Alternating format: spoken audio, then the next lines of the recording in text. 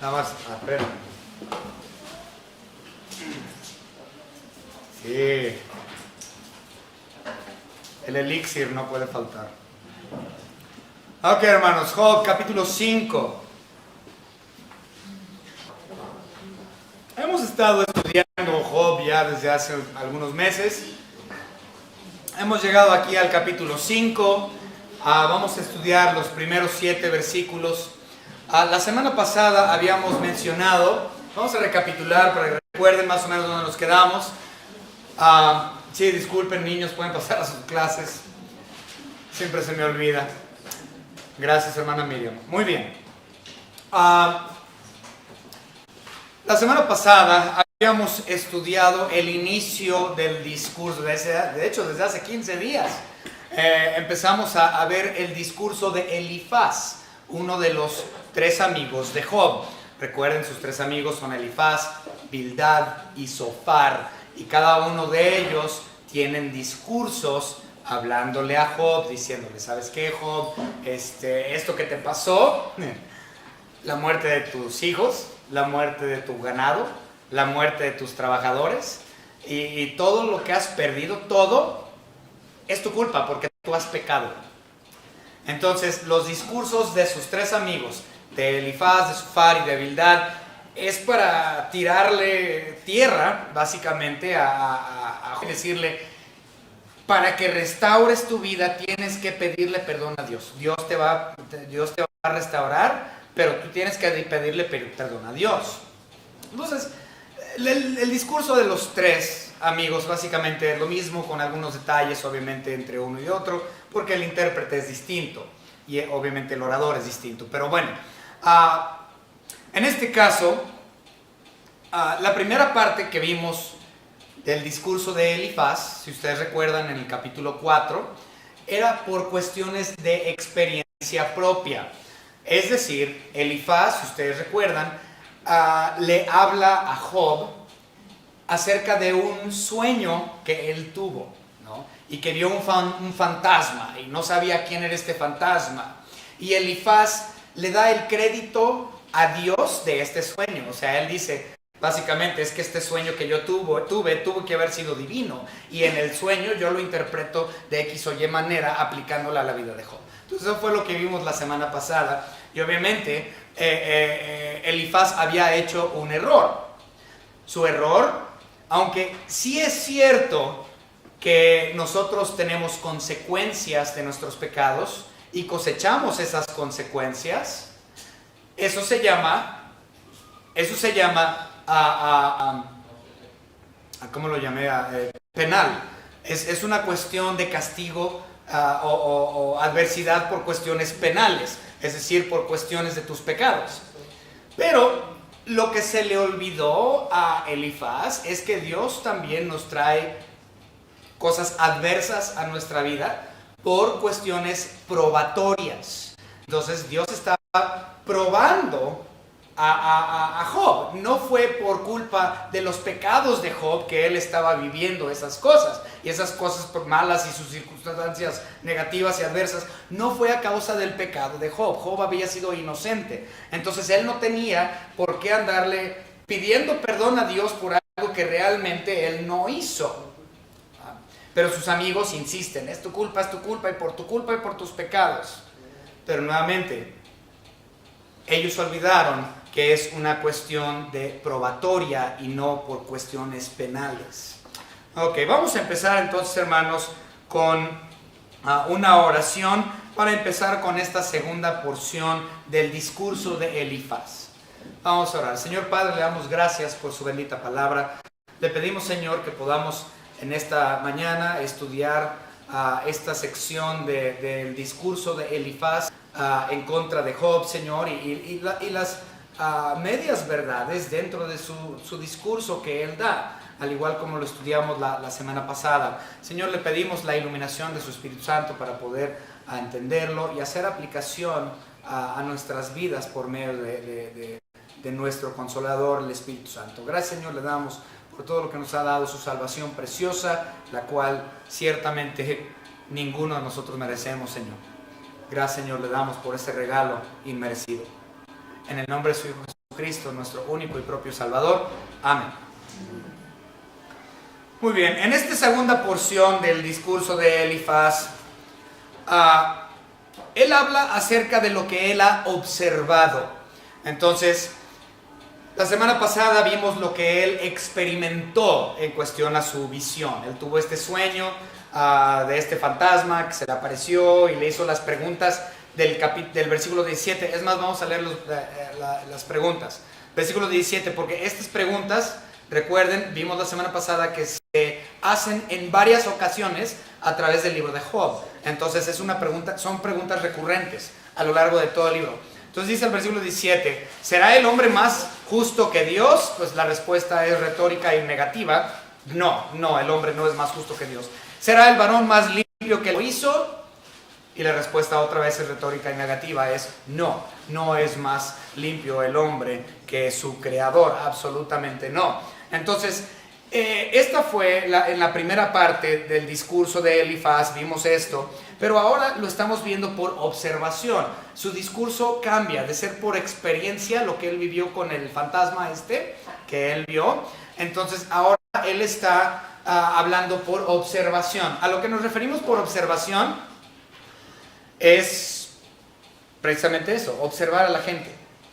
Hay muchas personas que son observadoras y observan el carácter humano, ¿no? Observan cómo las personas se portan en esta vida y cómo ciertas circunstancias cambian otras cosas en la vida de la persona. Entonces, de hecho, se supone que los psicólogos eso es lo que hacen, ¿no? Observan la vida de la gente y determinan el porqué de las situaciones de las personas o de los individuos, porque están observando sus vidas. Pues básicamente aquí Elifaz hace lo mismo. Él habla a Job desde el punto de vista de un psicólogo o observador. Él está observando la naturaleza humana, cómo el ser humano se maneja, cómo es que el ser humano hace las cosas, y por lo tanto Elifaz ahora tiene sus propias filosofías en respecto a lo que él ha observado. Entonces, otra vez, Elifaz ahora va a dar su punto de vista en cuestión de sus propias filosofías que él ha deducido por medio de la observación del carácter humano. ¿Okay? Vamos a leer ahorita el versículo 1. Ahora pues, da voces.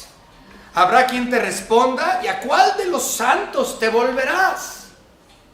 Inicia esta segunda parte de su discurso Elifaz con una pregunta que él hace, y es una pregunta retórica, es decir, no necesita que le responda Job. Otra vez, ¿por qué? Porque la respuesta es negativa, es retórica, no necesita una pregunta. En otras palabras, la pregunta, ¿y a cuál de los santos te volverás? La respuesta es, pues a ninguno.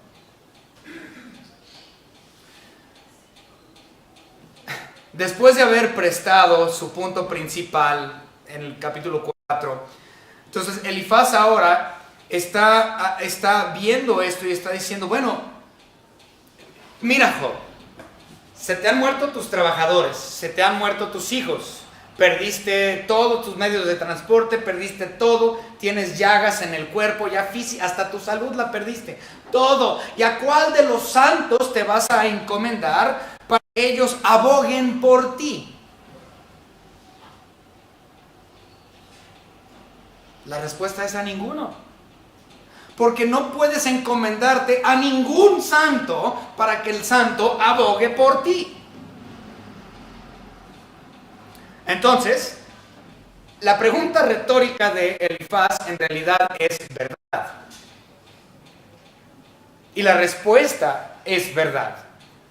No puedo ir a ningún santo en busca de que éste me separe entre él y Dios y que abogue por mí.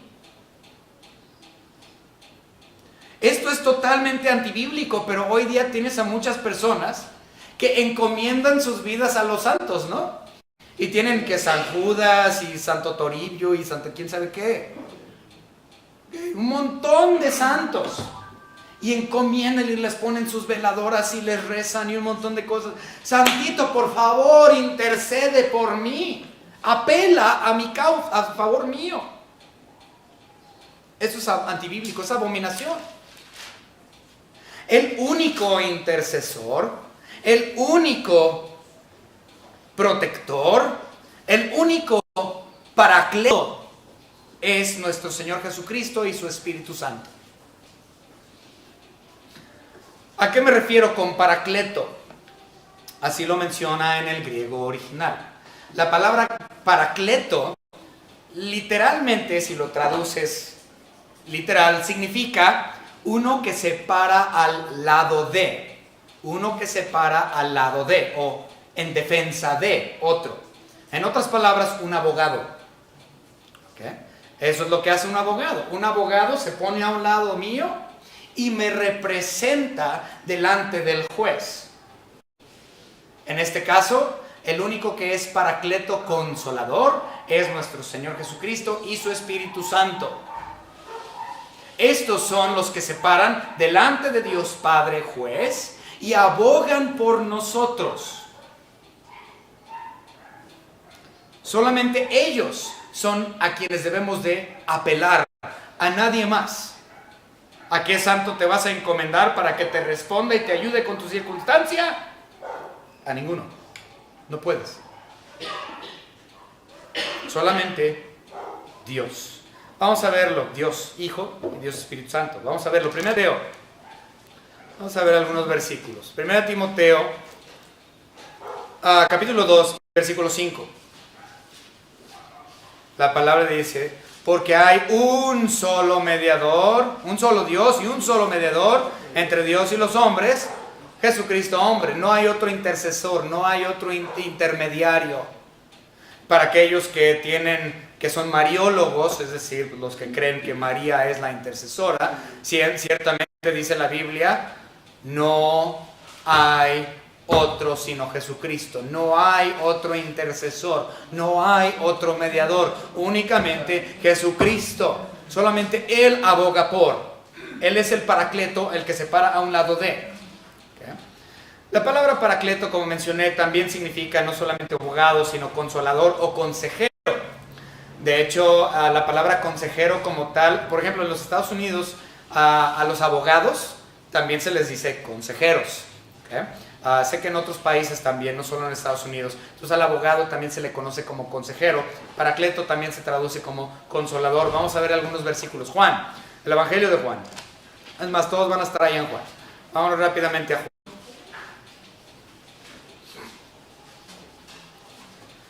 Vamos a empezar, hermanos, con Juan capítulo 14. Este es bien conocido. Juan capítulo 14 y versículo 16 dice la palabra: y yo rogaré al Padre y os dará otro consolador, es decir, paracleto, en este caso el Espíritu Santo, otro, porque Cristo mismo es Cristo es uno y el Espíritu Santo es el otro. Entonces, otro consolador o otro paracleto para que esté con vosotros para siempre. Entonces, Él es mi consolador, Él es mi consejero, Él es mi abogado, que se para a un lado del creyente para siempre. No se va, está ahí permanentemente. Ok. Voy a hacer una pausa aquí rápidamente porque sí tengo que hacer hincapié aquí. Hay muchas personas que piensan que el Espíritu Santo entra y sale, va y viene. No, en el Antiguo Testamento así era. En el Antiguo Testamento eso sí era cierto. Pero a partir del día del Pentecostés, en Hechos capítulo 2, el Espíritu Santo viene y mora, cosa que no hacía antes no hacía morada. Desde el día del Pentecostés para acá, ahora hace morada en el creyente. Es morada permanente. ¿Va? Aquí dice para siempre. Eso es la seguridad de la salvación. Muchas personas piensan que pueden perder la salvación. Hoy soy salvo, hoy recibí a Cristo, pero al rato peco. Entonces, cuando yo peco, ya pierdo la salvación y tengo que volver a pedirle a Cristo que vuelva a entrar en mi corazón y que me vuelva a limpiar y que me vuelva a salvar. O sea, esa idea es falsa porque eso implica que el Espíritu Santo entra y sale. Pero hay demasiados versículos donde habla acerca de la permanencia del Espíritu Santo y de la eternidad de la salvación. No es una salvación temporal, sino eterna. Y bueno, no nos vamos a meter en eso porque son demasiados versículos que nos hablan acerca de la seguridad de la salvación. Pero bueno, el Espíritu Santo es nuestro paracleto y aquí lo vemos en Juan 14:16, también Juan 14:26, lo volvemos a ver, dice más el Consolador, paracleto, el Espíritu Santo, a quien el Padre enviará en mi nombre, Él os enseñará todas las cosas y os recordará todo lo que yo os he dicho. También lo podemos ver en el 15, vámonos a Juan capítulo 15 y versículo 26, dice, pero cuando venga el Consolador, a quien yo sé que es el Espíritu Santo, el paracleto, el que se para a un lado de mí, yo os enviaré del Padre el Espíritu de verdad, el cual procede del Padre, Él dará testimonio cerca de mí. ¿Okay? Y también podemos ver en el 16:7, si vemos ahí Juan capítulo 16, versículo 7, pero yo os digo la verdad, os conviene que yo me vaya, porque si no me fuere el Consolador, el paracleto, no vendría a vosotros, mas si me fuere os lo enviaré. Entonces Él es el paracleto, Él es el abogado, Él es el que se para a un lado de mí, Él es el que me protege, Él es el que me guía siempre. Ok. Entonces, hasta ahorita en el discurso de Elifaz vemos que sus preguntas sí tienen sentido y es cierto. Pero le falta también algunas cuestiones aquí a Elifaz. Vamos a entrar a la segunda porción, después de las preguntas, a partir del versículo 2. A partir del versículo 2 nosotros vemos estas observaciones que hace Elifaz en lo que viene siendo las observaciones del carácter humano, y vemos que a Elifaz se le olvida una cuestión. Él va a hablar, bueno, se le olvida mucho, pero él va a hablar acerca del tema del sufrir. Vamos a hablar algo acerca del tema del sufrimiento el día de hoy. Obviamente Elifaz está hablando del sufrimiento de la vida de Job, pero nosotros podamos entenderlo también y aplicarlo al sufrimiento de todo ser humano, no nada más Job. Sí, vamos a hablar un poco acerca del sufrimiento. Pero comenzamos, vamos a leer los versículos 2 al 7 para ver lo que Elifaz ha observado en la conducta del ser humano, y ahora él ha tenido ya esta filosofía que él ha desarrollado. Pero vamos a verlo. A Job capítulo 5, bueno, vamos a leer nada más del 2 al 5. Es cierto que el necio lo mata la ira y al codicioso lo consume la envidia. Entonces él está diciendo, es que yo he observado al necio y yo he observado al codicioso, y al necio lo mata la ira y al codicioso lo consume la envidia. Entonces son observaciones que él está viendo de la forma de vivir del ser humano. Versículo 3, yo he visto, otra vez, es observación. Yo he visto al necio que echaba raíces y en la misma hora maldije su habitación. 4, sus hijos estarán lejos de la seguridad, en la puerta serán quebrantados y no habrá quien los libre. Entonces fíjense lo que está diciendo de una forma no muy sutil. Observen lo que está diciendo Elifaz. El primero dice, yo he visto personas que han prosperado, gente necia que ha prosperado, que han echado raíces, y he visto cómo las cosas les suceden. Dice en el versículo 4, sus hijos, llega al punto en donde sus hijos mueren, están lejos de la seguridad de casa y son quebrantados y no habrá quien los libre.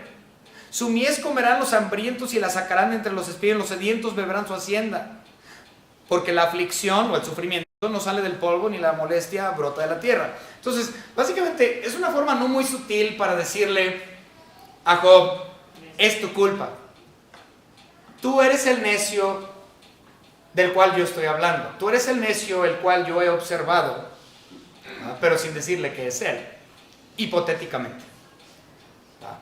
Hipotéticamente. Entonces yo he observado la condición humana y a la gente que es rica y pudiente y que ha echado raíces, dice, no, sus hijos terminan siendo quebrantados y no hay quien los libre. Pues eso es exactamente lo que le pasó a Job.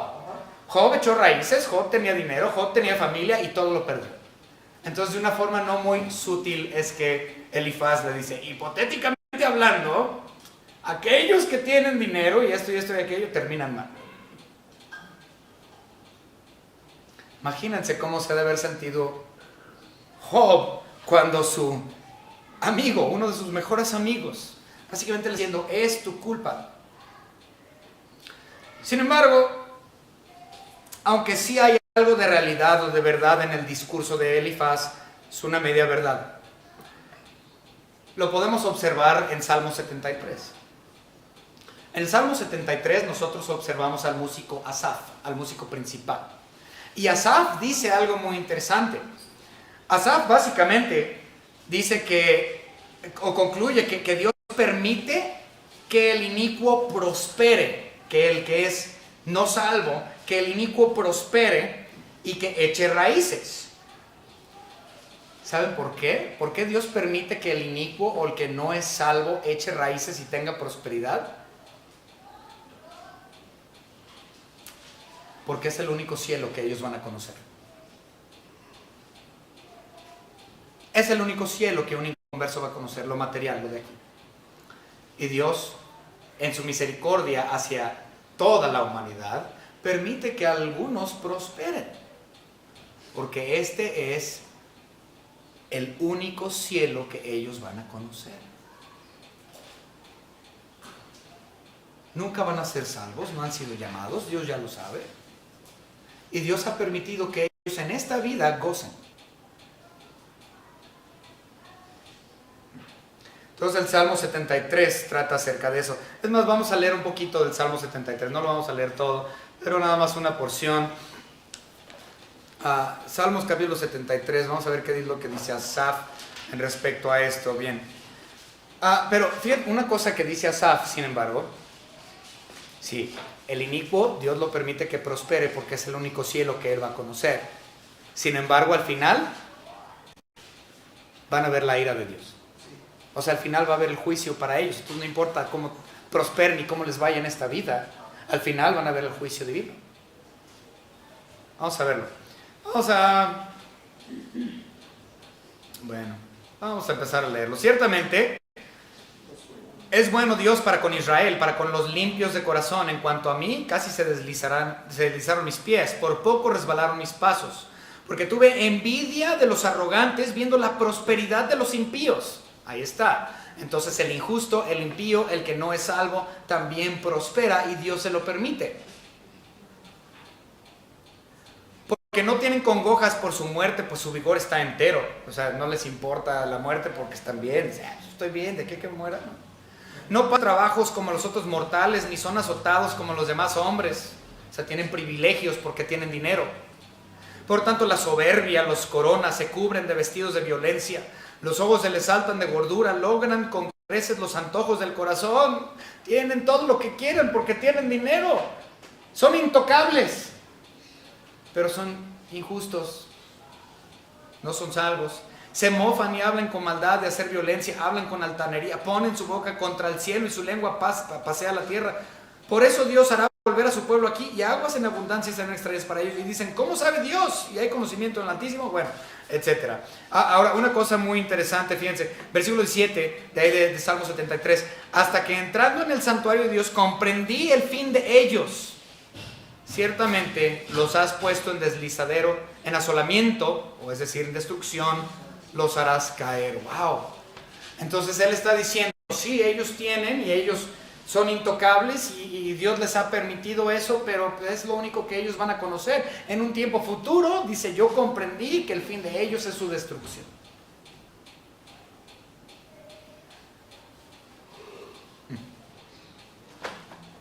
Muy bien. Entonces, Elifaz está diciendo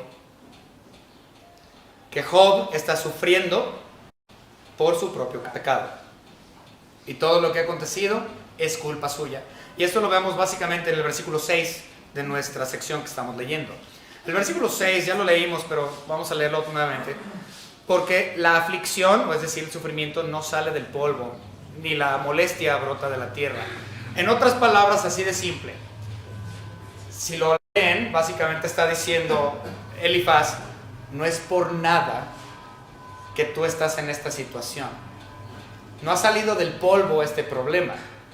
O sea, no es al azar que se hayan muerto tus familiares y tus hijos y tus siervos y tus animales y todo. No es al azar. No es de la nada, no salió del polvo. Algo tú hiciste.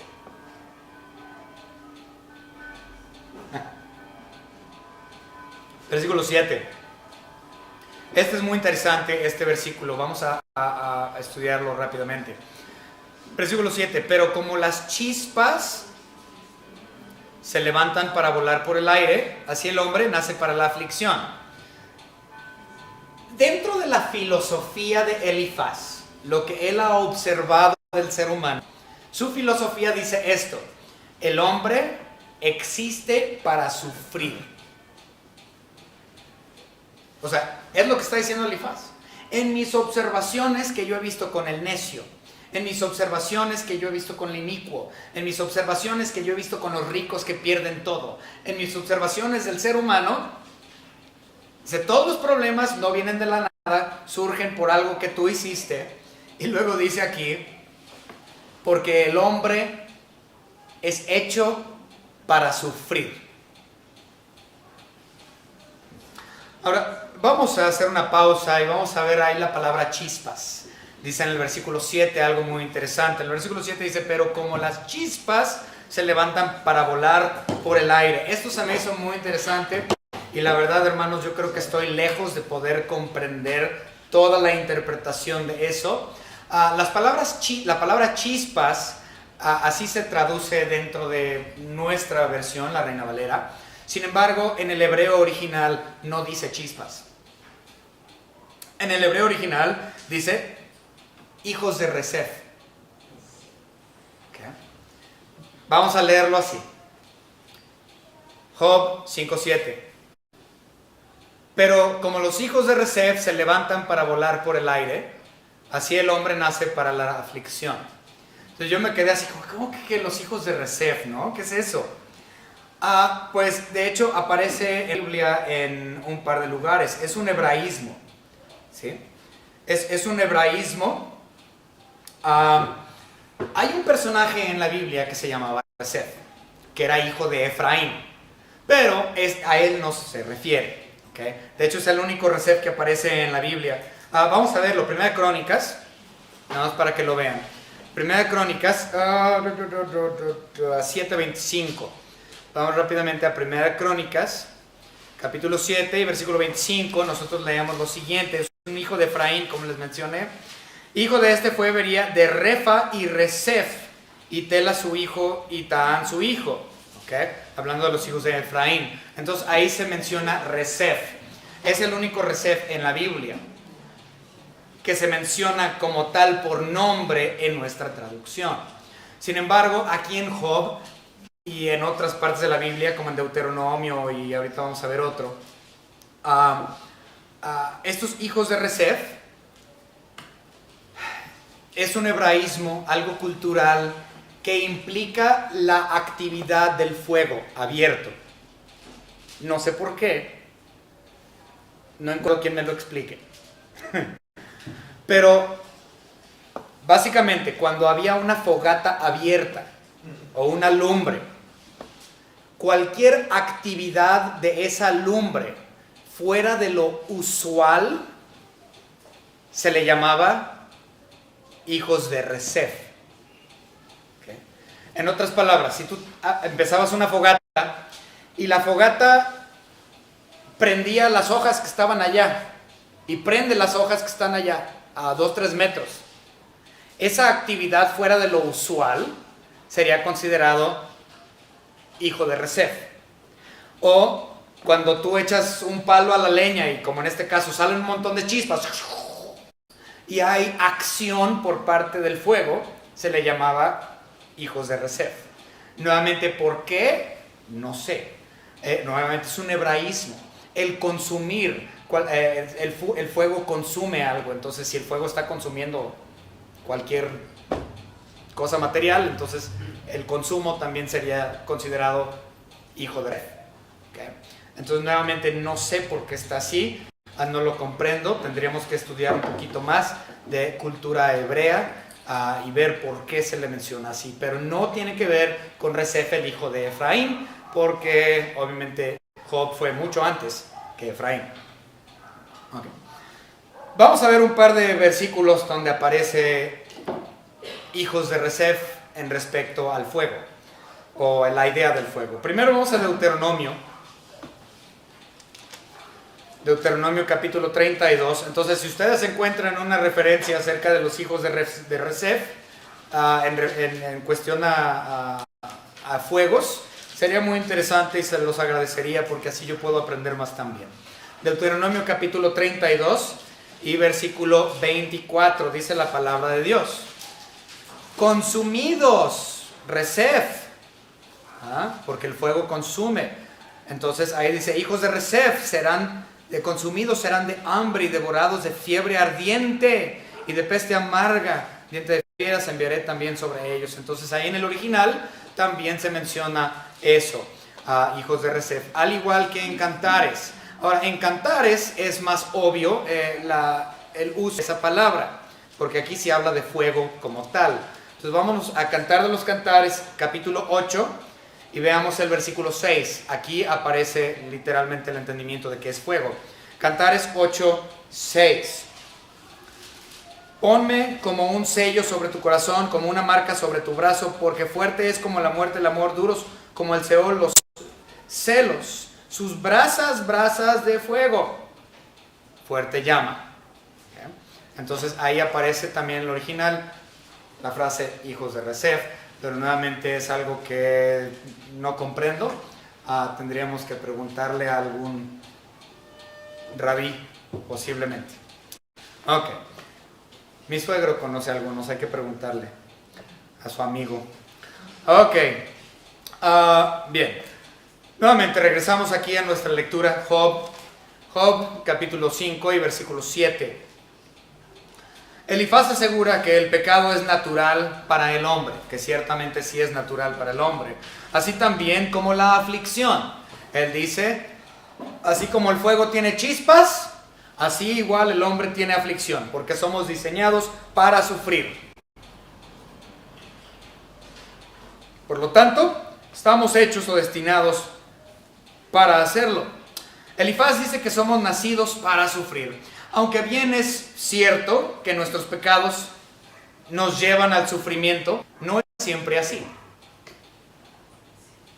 Nuestros pecados no es siempre la razón de nuestros sufrimientos.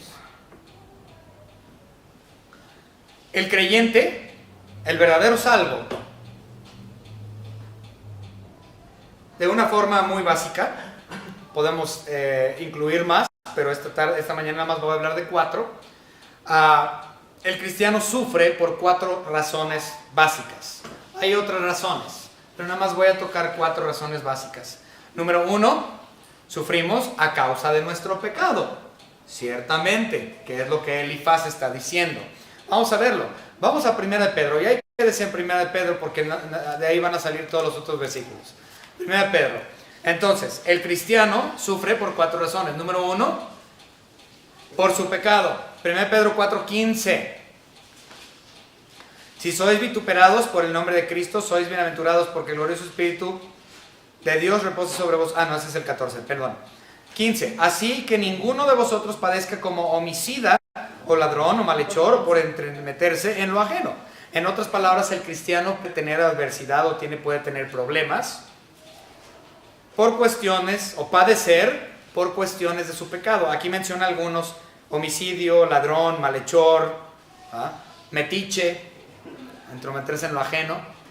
Entonces, sí, si yo soy metiche, si yo soy chismoso, si yo soy mentiroso, si yo hablo malas palabras, si yo soy ratero, si yo soy malhechor, si cualquier pecado que se te ocurra, si tú como cristiano llevas a cabo esos pecados, ciertamente vas a padecer. Entonces, sí, como dice Elifaz, sí hay sufrimiento por tu pecado, es cierto. Pero otra vez, es a medias lo que él dijo. Porque nuestros sufrimientos no siempre son por cuestiones del pecado. Como menciona aquí, y bueno, no lo iba a mencionar, pero podemos decir esta razón. Versículo 14, uno antes, 1 Pedro 4:14. Si sois vituperados por el nombre de Cristo, sois bienaventurados. Wow. En otras palabras, yo puedo sufrir o ser afligido por el nombre de mi Señor Jesucristo. Entonces el cristiano no solamente sufre por cuestión de su pecado, sino que sufre también por evangelizar, sufre también por el testimonio de nuestro Señor Jesucristo. Es decir, la persecución de la iglesia. El creyente también padece por eso. pero Elifaz no lo incluye. Él nada más incluye el primero, que padecemos por nuestros pecados. Tercero, también el cristiano puede sufrir para aprender a depender de Dios. Dios pone cuestiones adversas en nuestra vida para que aprendamos a depender de Él. Entonces, si yo tengo circunstancias negativas o lo que yo considero negativo en mi vida, no es siempre por mis pecados. Tampoco es siempre porque me la paso evangelizando y me andan apedreando. El sufrimiento del cristiano también puede ser para aprender a depender totalmente de Dios. Y Elifaz no lo incluye. Vamos a verlo. Ahí mismo, 1 Pedro capítulo 5, versículo 7. Dice, echando toda vuestra ansiedad. ¿Ansiedad por qué? Pues por nuestros sufrimientos. Tenemos ansiedad por nuestros sufrimientos y circunstancias y problemas. Entonces, echando toda vuestra ansiedad sobre Él, porque Él tiene cuidado de vosotros. En otras palabras, yo tengo que poner toda mi ansiedad que yo tengo a causa de mis sufrimientos sobre los hombros de nuestro Señor Dios. Él toma mi carga y yo tengo que aprender a depender de Él. También lo podemos ver en otro lugar. Vamos a 2 Corintios. 2 Corintios, capítulo 4, y vamos a leer los versículos 16 al 18. Entonces, nuestros padecimientos, nuestros sufrimientos también son para depender de Él. Okay. Otra vez, 2 Corintios 4, 16 al 18.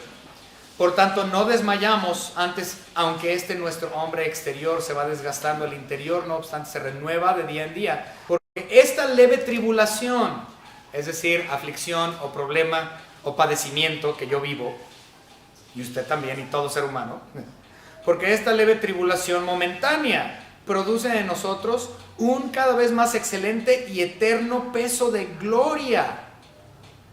No mirando nosotros las cosas que se ven, sino las que no se ven. Pues las cosas que se ven son temporales, pues las cosas que no se ven son eternas. Aprendo a depender de Dios, porque yo sé que lo venidero es más grande que lo temporal. Lo escatológico que viene es precioso. Lo de ahora no es nada. Aprendemos a depender de Él. 4. Bueno, les dije que iban a ser 4, pero en realidad ya les di otro, que entonces van a ser 5. A ver, entonces 4. Que lo mencionamos la semana pasada. La prueba o las circunstancias que nosotros nos rodean también son hechas o puestas en nosotros para ser puestos a prueba.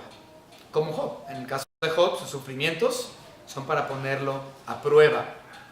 Vamos a verlo, 1 Pedro capítulo 5 y versículo 10. Mas el Dios de toda gracia, que nos llamó a su gloria eterna en Jesucristo, después que hayáis padecido un poco de tiempo, Él mismo os perfeccione, afirme, fortalezca y establezca. Entonces el sufrimiento es para eso, para perfeccionarme, es decir, santificación progresiva, es decir, y obviamente tiene también que ver con la prueba, pues. Entonces, santificación progresiva, cambio. Nosotros somos moldeados de prueba en prueba.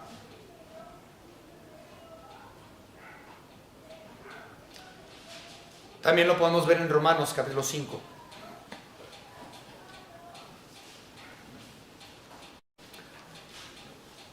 Pablo dice lo siguiente, Romanos capítulo 5 y versículo 3. Y no solo esto, sino también nos gloriamos en las tribulaciones, en las pruebas, en los problemas, en las aflicciones, sabiendo que la tribulación produce paciencia, la paciencia prueba, la prueba esperanza, la esperanza no avergüenza, etc. Entonces, somos puestos en vituperio y problemas y adversidades para traer honra y gloria a nuestro Señor Dios. Y Él nos va cambiando. 5. El cristiano también sufre aflicción. Bueno, ya lo mencioné dando testimonio de Dios en nuestras vidas. Entonces, no, me salté uno. Entonces la quinta, ahí les va. Esa ya la había dado. La quinta. ¿Okay? Esto es donde muchas personas no les gusta. No nos gusta la prueba de problemas físicos, de salud. Uy, si yo tengo problemas de salud, yo soy bien chillón. Posiblemente usted también. A mí no me gusta. ¿A quién le gusta estar enfermo? No. Pero ese tipo de adversidad, la adversidad de cosas físicas, estas obviamente también las lleva el cristiano y el inconverso. Pero el cristiano los lleva, esas aflicciones físicas, para traer honra y gloria a Dios. ¿Recuerdan cuando Pablo pidió que Dios le quitara en 3 ocasiones el problema físico que tenía en la vista? ¿Y qué dijo Dios? Bástate mi gracia, porque mi nombre es... Se perfecciona en tu debilidad. Mi nombre se perfecciona en tu debilidad. Entonces, el nombre de Dios es enaltecido por medio del sufrimiento físico de salud del creyente. Wow. Entonces, ¿tenía razón Elifaz que somos hechos para sufrir? Pues el cristiano sí, en múltiples formas. Pero como dice aquí 1 Pedro 4, que no seas hallado culpable. Bueno, vamos a verlo. Ya lo habíamos leído. 4:14 me parece que es. Si sois vituperados por el nombre de Cristo. No, ese no.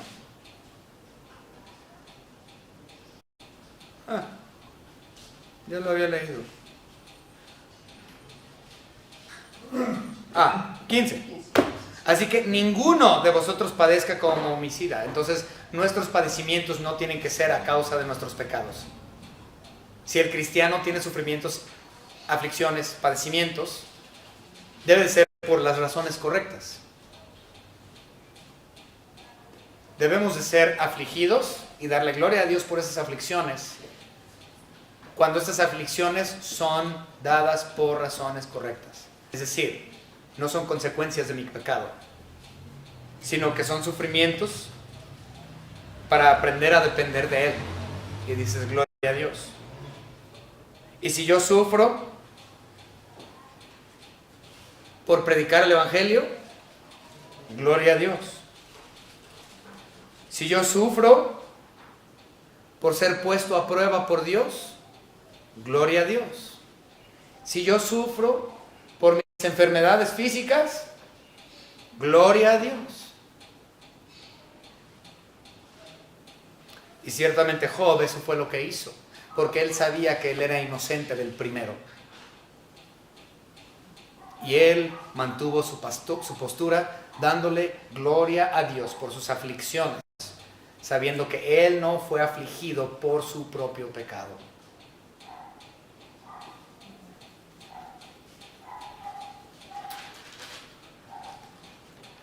En conclusión,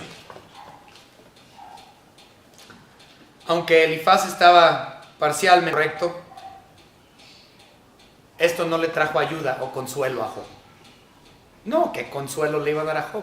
Este discurso de Elifaz no le trajo consuelo.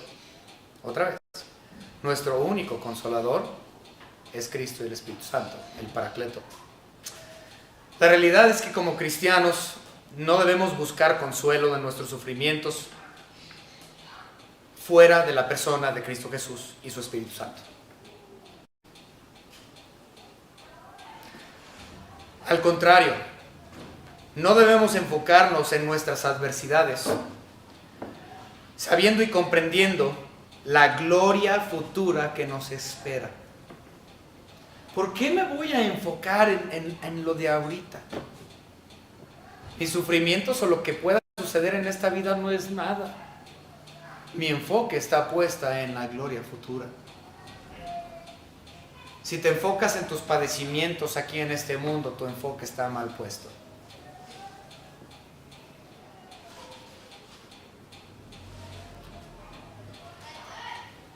Vamos a terminar con este último versículo y espero que realmente lo consideren. Romanos 8 y versículo 18. Observen este hermoso versículo. Pues tengo por cierto que las aflicciones del tiempo presente no son comparables con la gloria venidera que en nosotros ha de manifestarse. En otras palabras, no te preocupes por lo de hoy. No te preocupes por las aflicciones en esta vida, en este momento. Enfócate en la gloria venidera y que tus sufrimientos en esta vida traigan honra y gloria y enaltezcan el nombre de nuestro Señor Dios Todopoderoso. A menos que estés sufriendo por tus pecados. Y si tú estás sufriendo por tus pecados, es totalmente tu culpa y vas a ver un juicio un día. Arrepiéntete de tus pecados y ven al Paráclito. Ven al Consolador. Ven al que cambia.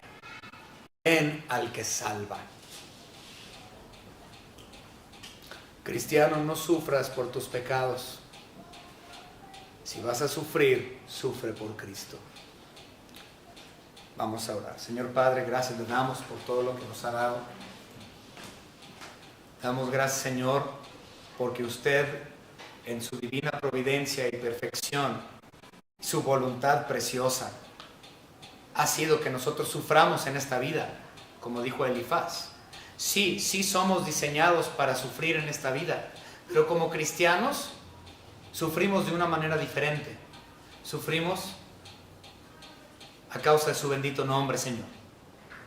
Nuestras aflicciones deben de ser para traerle honra y gloria a su nombre. Y no aflicciones por cuestión de nuestro propio pecado.